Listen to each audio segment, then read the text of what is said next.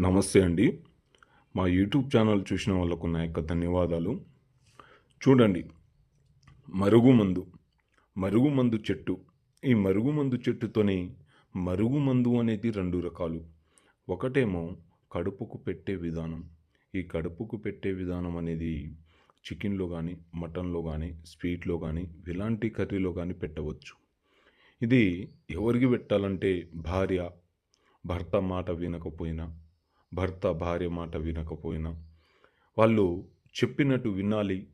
వాళ్ళు చెప్పు చేతిలో రావాలి. మీ వెనుక వాళ్ళు కుక్కలాగా తిరగాలనుకుంటే ఈ మరుగుమందు మీరు పెట్టవచ్చు.